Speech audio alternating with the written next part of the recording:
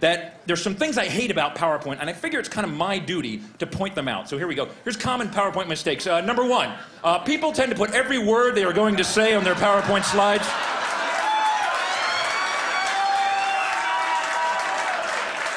Although this eliminates the need to memorize your talk, ultimately this makes your slides crowded, wordy, and boring. You will lose your audience's attention before you even reach the bottom of your first slide.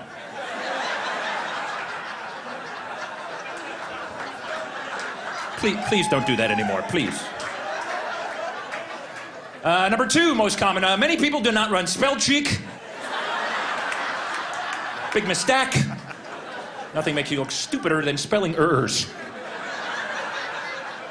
If it's got a red line under it, recheck the spelling. And then finally, I hate this. Avoid excessive bullet pointing. Only bullet key points. Too many bullet points, and your key messages will not stand out. In fact, the term bullet point comes from people firing guns at annoying presenters.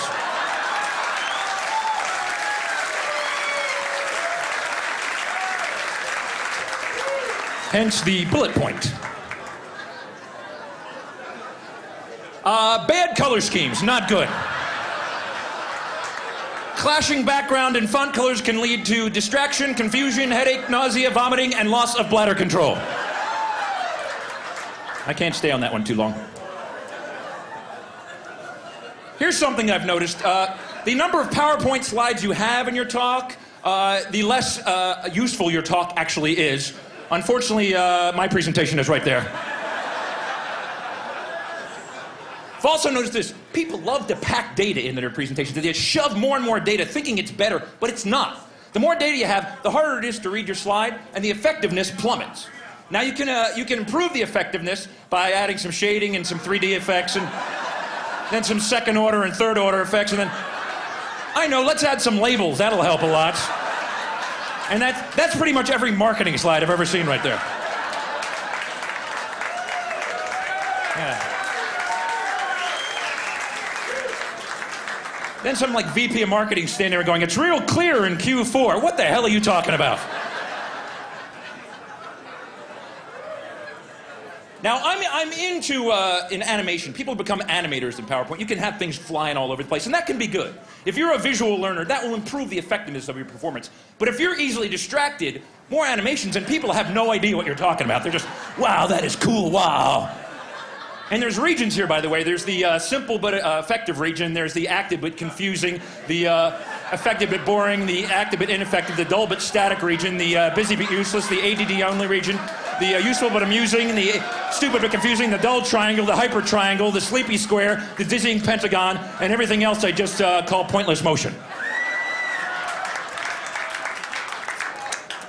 That slide right there took me an hour and a half to make, right there. PowerPoint can just suck the life out of you. It's amazing.